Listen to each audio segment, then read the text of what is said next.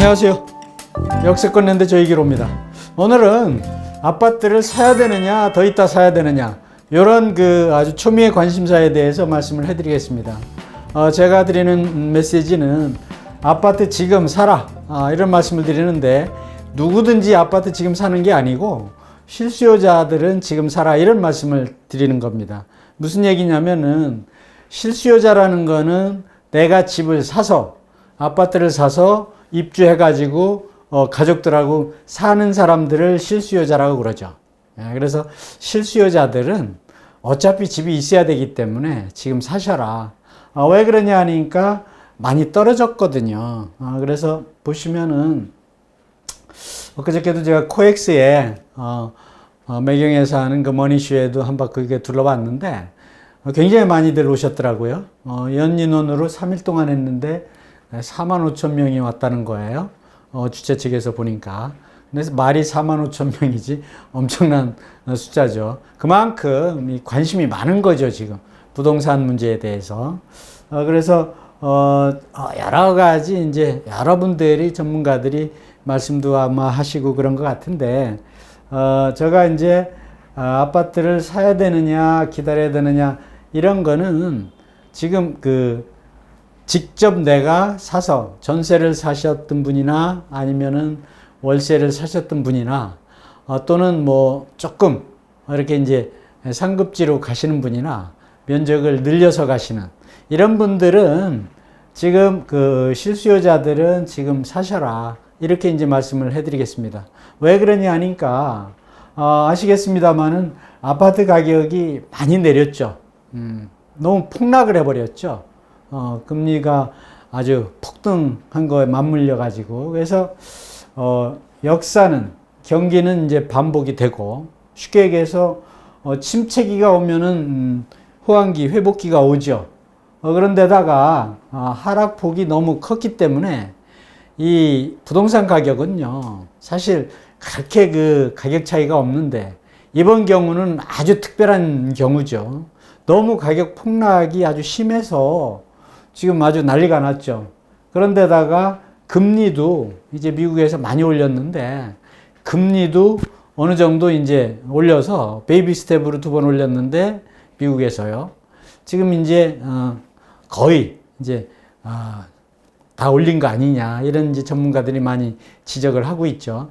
그래서 이 금리도 이제 조정기에 들어갔다고 보고, 또 하락폭도 너무 크고 하기 때문에 이제는 올라갈 타이밍이 오지 않았느냐. 물론 당장 올라가는 건 없습니다. 당장요. 뭐 언론에서 보면은 조금 내려가는 폭이 줄었다, 아니면 일부 지역에서는 조금 올랐다, 이런 보도도 있습니다만은, 전반적으로 보면은 아직은 좀 더 기다려야 되는 그런 상황이라고 봐야 되죠. 많은 분들이 그렇게 얘기를 하고 있습니다. 그런데 실수요자들은 지금 사시라고 말씀드리는 것은, 왜 그러냐면은 지금 많이 내렸기 때문에 급매물을 사시라는 말씀을 드리는 겁니다, 제가요. 급매라는 거는 30% 이상 하락한 부분들. 예를 들어서 10억이었는데 30%면은 3억이 떨어진 거 아니겠습니까? 많죠, 찾아보면 그런 지역들이. 그래서 그러면 3억이 떨어졌는데 그럼 또 한 2억 더 떨어질 거 아니냐. 2억 더, 이렇게 물론 뭐 그럴 수도 있겠습니다만은, 여러 가지 사회 환경으로 봤을 때, 또 물가 인플레이션으로 봤을 때 더 떨어지기는 쉽지 않다. 그래서 조금 더 떨어진다고 하더라도 실수요자들은 타이밍이다, 이렇게 이제 말씀을 해드리고요. 또 청약 대상자들 있죠. 요즘 아파트 청약이 대기업체들 다 들어갔어요. 들어갔는데 일부 지역에서 보면은 청약이 대부분 미달인데 분양이 다 안 되죠. 일부 지역에서는 뭐 한 70대 1, 뭐 30대 1 이렇게 되는 지역들이 있습니다. 그런 지역들을 자세히 살펴보니까 분양 가격이 실제 가격보다 좀 떨어져 있습니다. 이런 경우는 분양이 다 완판이 되더라고요. 그래서 청약 대상자들은 분양가 대비, 시세 대비 분양가가 좀 저렴한 것은 청약을 하셔라. 뭐 다 알고 있는 내용입니다만은, 청약 대상자라는 거는 물론 그 중에서도 투자자도 있을 수 있겠습니다만 대부분 실수요자거든요. 그래서 실수요자들은 청약이 되었든 아니면은 매입이 되었든 급매물을 해서 이제 사시는 그런 타이밍이다. 이렇게 말씀을 해드리고 상급지 갈아타는 분도 이제 마찬가지고. 그래서 어떤 분들은 아파트 거래량이 아직은 좀 많지 않다. 특히 서울 수도권 같은 경우에 거래량이 일정 수준을 회복했을 때 사셔라. 이렇게 말씀하신 분도 있는데요. 맞습니다. 예. 아파트 그 거래량을 보고 회복기다. 이제 사도 된다. 이런 말씀 하시는 게 기본적으로 맞습니다. 그런데 그 거래량이 늘어난다는 거는 앞으로 회복기가 어느 정도 예상이 되고 또 수요자들이 많이 붙었을 때 거래량이 늘어나는데 지금 그 물가가 너무 많이 올랐죠. 물가가 너무 많이 올라온 상태에서 거래량이 늘기가 쉽지가 않습니다. 그래서 실수요자들만 제가 타이밍을 찍어드린 이유도 조금 더 내려갈 수도 있습니다. 조금요. 올해 연말까지 하반기에 또 내려갈 수도 있습니다만은 이 실수요자들은요. 어차피 내가 들어가서 살아야 되기 때문에 설사 조금 더 내려간다고 하더라도 완전히 밑바닥에서 살 수는 없습니다. 그래서 보통 우리가 그 격언 중에 무릎에 사서 어깨 밑바닥에 사서 머리 꼭대기에 팔 수만 있으면은 뭐 아주 땡큐죠. 근데 그렇게 하는 분들은 전문가 중에 전문가들도 쉽지가 않기 때문에 지금 실수요자들은 사셔라 이렇게 이제 말씀을 해드리고요. 그리고 요 밑에 보면은 제가 첨삭을 한 게 대출금, 보통 집 살 때 대출을 받지 않습니까? 대출금은 요새 그 MZ 세대들이 특례 그 대출을 많이 받아서 사는 경우가 많은데 대출금은 뭐 이자가 싸다고 해서 많이 대출 받을 게 아니라 내가 그 이자를 상환할 때까지 부담할 수 있는 금액을 기준으로 해야 됩니다. 반드시. 예를 들어서 특례 대출을 내가 3억을 받을 수 있다 하더라도 거기에 대한 이자를 내가 감당할 수 있어야 됩니다. 예를 들어 내가 그 직장인이라면은 직장을 다니다가 계속 상환할 때까지 직장을 다니면 문제가 없습니다. 그런데 중간에 회사가 좀 어려워져서 더 회사를 갑자기 못 나가게 되는 경우도 있고 여러 가지 그 변수가 있기 때문에요. 그것까지도 감안해서 대출을 받아야 되겠다. 이제 그런 말씀을 해드리고 그래서 이제 제가 그 머니쇼의 그 신문에 보니까 상식 파괴, 재테크 시장 이런 기사가 나온 게 있어요. 그래서 그 기사를 읽어보니까 저하고 생각을 같이 하는 분도 몇 분 있더라고요. 그래서 이 부동산 전문가들도 다 이 생각이 동일하지 않습니다. 그래서 제가 LH에서 분양하는 것도 파악을 해보고 다방면으로 검토를 해보니까 결과론적으로 실수요자들은 지금 타이밍이다. 이런 이제 말씀을 해드리겠습니다. 그러면 재테크의 이제 종류는 뭐냐? 그러니까 재테크라는 거는 재산 아닙니까? 가지고 있는 재산을 불리는 게 재테크인데 예전에는 저축만 하던 시절도 있었죠. 그런데 저축만 해가지고는 좀 풍족하지가 않죠.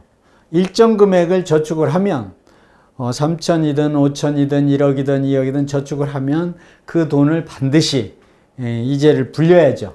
그 불리는 게 재테크인데 이 테크라고 해서 뭐 큰 기술 이런 거는 아니고요. 정상적인 방법으로 재테크를 하는데 작년에 2022년도에 KB금융그룹에서 한국 부자 보고서를 만들어서 이제 배포를 했는데 거기에 보니까 부동산에 투자한 분들이 재테크를 하는데 56%에서 79%가 나왔어요. 56%에서 79%. 그러니까 부자들은 부동산에 56%를 투자했다는 겁니다. 그리고 일반인들은 79%를 자기가 가지고 있는 자산 중에 79%를 부동산에 투자했다. 아직도 한국에서는 자산 관리를 재테크를 하는데 부동산에 투자하는 비중이 아주 그냥 대부분이죠. 그래서 부자들도 그렇고 일반인들도 부동산에 투자에 재테크를 한다. 그리고 금융 쪽에 투자하시는 분들은 금융이라고 하면 주식 채권뿐만이 아니라 제2금융권도 있고 많은데 부자들은 38%를 투자를 했고요. 또 일반인들은 16%를 투자를 했다. 그래서 특히는 이제 주식 같은 경우는 사실 투자를 해서 수익을 내기가 쉽지가 않죠. 물론 젊은 분들 주식 투자로 해서 수익을 본 분도 많이 있습니다만은 일반인들이 수익을 보기는 쉽지가 않죠. 특히 요즘 코인이 또 말이 많습니다만은 코인은 더 어렵죠. 코인은 순간적으로 벌었다고 하는 그런 부분을 가지고 일반인들이 대들었다가 낭패를 보는 경우가 많죠. 또 달러 가치가 높다 보니까 달러 또 금덩어리 투자하신 분도 일부 있고요. 그런 부분들은 크게 손실 보는 경우는 없죠.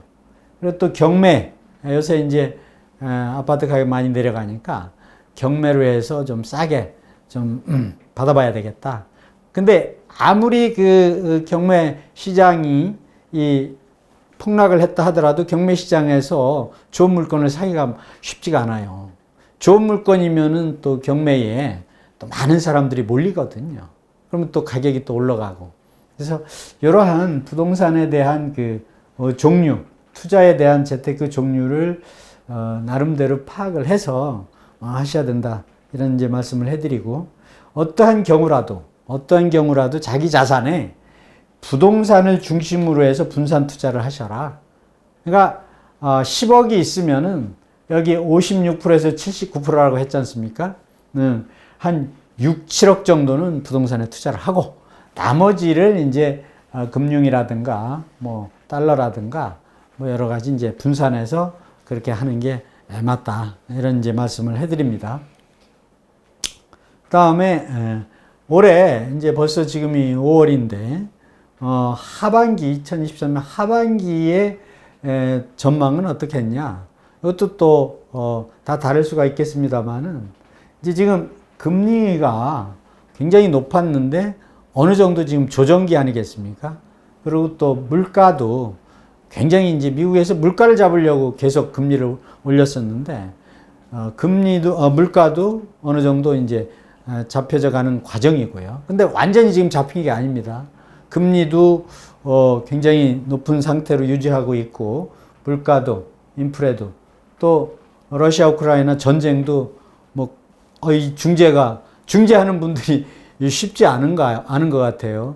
미국이나 중국이나 어떤 이 국가에서 이제 중재를 해서 이걸 끝을 내줘야 또 원자재 가격도 내려가고 이 물가도 도움이 되는데, 그래서 이러한 것들 때문에 이제 경기 침체가 계속 이어지고 있는 거죠, 지금. 근데 하반기에도 계속 유지될 거다. 이렇게 보는 게 대부분이죠.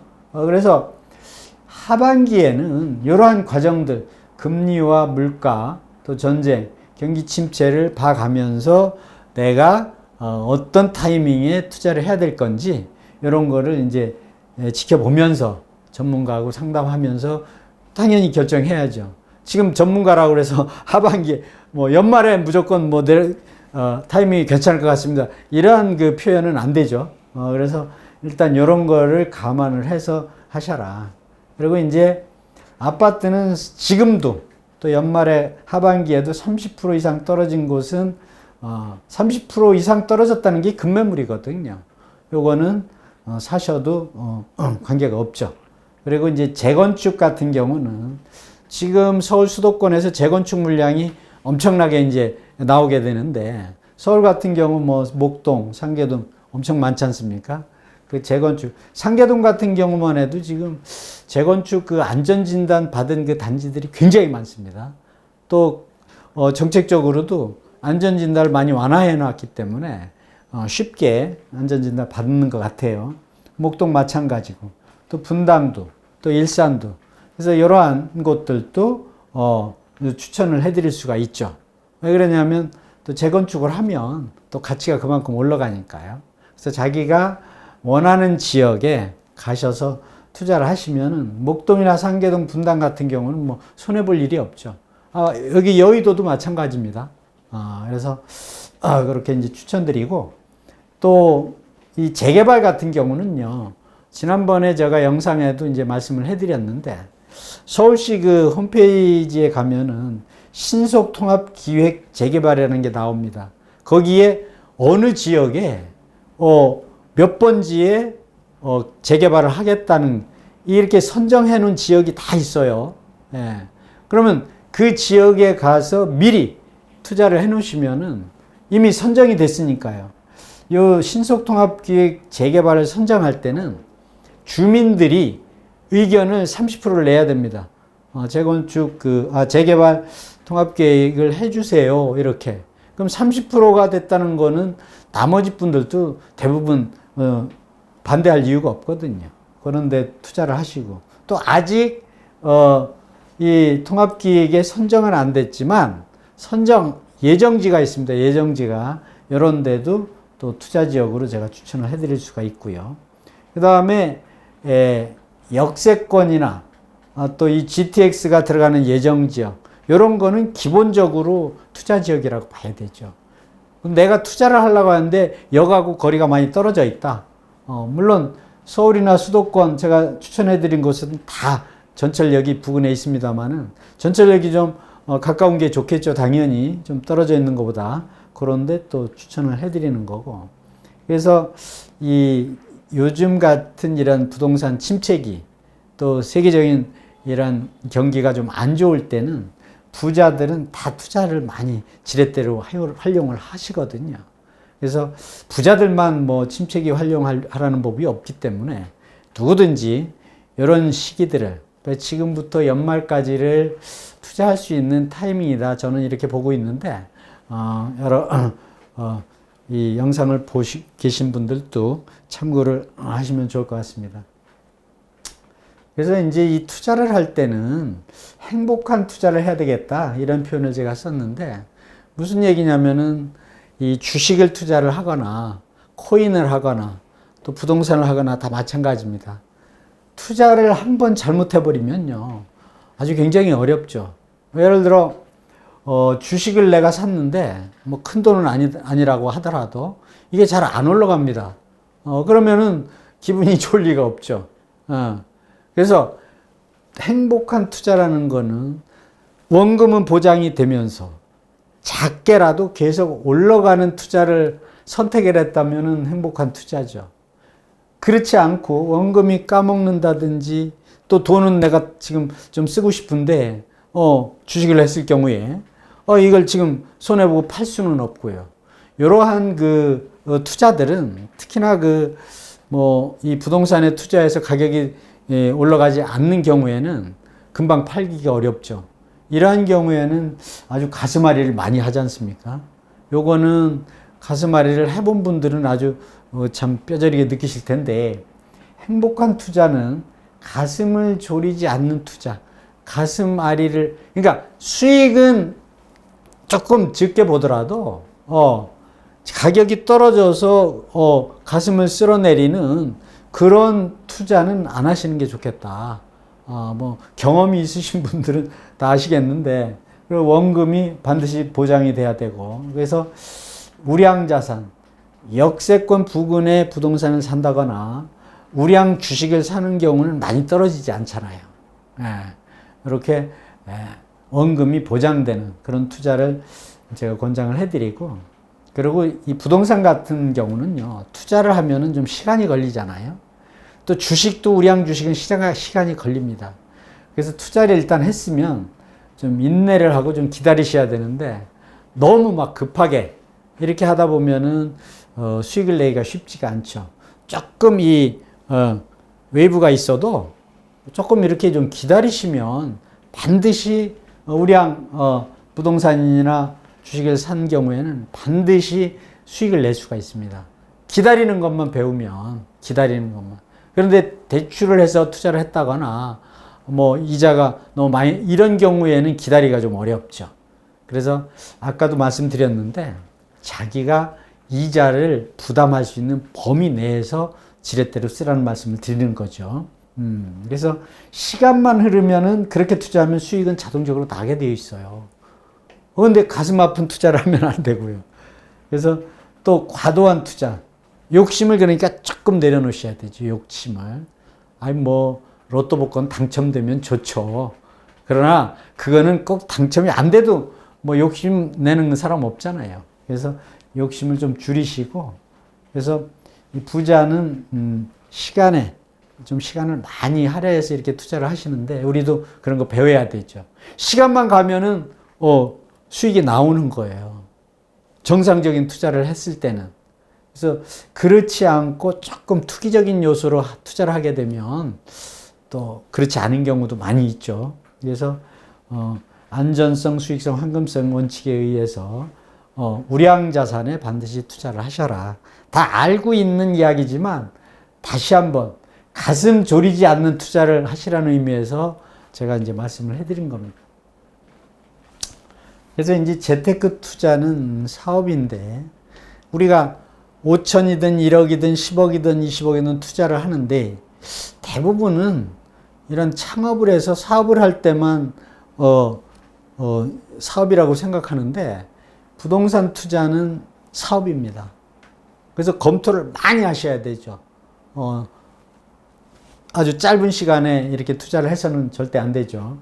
그래서 아파트 매입도 투자고, 상가 사는 것도 투자고, 경매하는 것 다 투자이기 때문에 아주 그 심도 있게 결정을 하셔야 되는데, 그럼 어떻게 해야 되냐 하니까 혼자만 결정하지 마시고 절대로 전문가하고 상담을 해서 아주 심도 있게 투자를 하셔라. 그래서 전문가와 반드시 상담하고 투자하라는 말씀이요. 이거 해드리고, 그렇지 않으면 투자라는 건 그렇잖아요. 창업, 음식점 이렇게 하다가 문 닫는 경우가 많이 보잖아요. 그런 경우도 자기가 아주 음식을 만드는 기술이 좋다고 하더라도 그 지역에서 오랫동안 그 음식업을 한 사람들 많거든요. 근데 자기가 그 음식 맛을 아주 잘 내기 때문에 이게 꼭 사업이 그렇게 되지 않잖아요. 그래서 한번 잘못 투자하면은 돌이킬 수 없기 때문에 아주 전문가와 상담을 하셔라.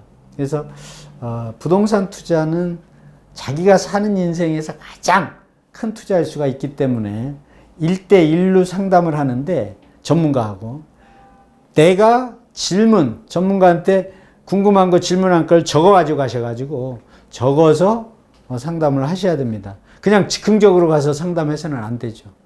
또 모르기 때문에 다 질문을 못 하기 때문에 또 한 번 상담하고 또 한 번 하고 이렇게 여러 번 아주 상담을 하셔가지고 이렇게 하시기를 바랍니다. 그래서 부동산 상담은 늘 말씀드립니다마는 많이 하면 많이 할수록 리스크를 줄일 수가 있죠. 우리가 몸이 아파도, 저 같은 경우는 병원을 한 군데만 가는 게 아니고 치과를 가도 2군데, 3군데 가서 이렇게 어떤 견적을 받아가지고 뭐 가격뿐만이 아니라 잘 볼 수 있는 전문가를 찾거든요. 또 이 변호사를 선택할 때도요. 변호사들이 많잖아요. 그러면은 형사 전문 변호사도 있고, 민사도 있고, 또 행정도 있고, 또 부동산도 있고, 이 각기 그 전문으로 하는 조세 변호사도 있고, 다 틀리기 때문에요. 몇 군데를 이렇게 방문을 해서 이 상담을 해보고 나서 결정을 해야 승소 확률이 높지 않습니까? 건강도 그렇고, 이 부동산 다 마찬가지입니다. 그래서 이 상담의 중요성을 다시 한번 말씀을 해드리고요. 이 상담한다고 하더라도 상담비를 좀 낸다, 그건 그렇게 아깝게 생각하시면 안 됩니다. 그래서 상담을 잘 받으셔가지고 정말 행복한 투자가 되기를 바랍니다. 잘 들으셨으면 구독 눌러주시고요. 오늘 여기까지 하겠습니다. 고맙습니다.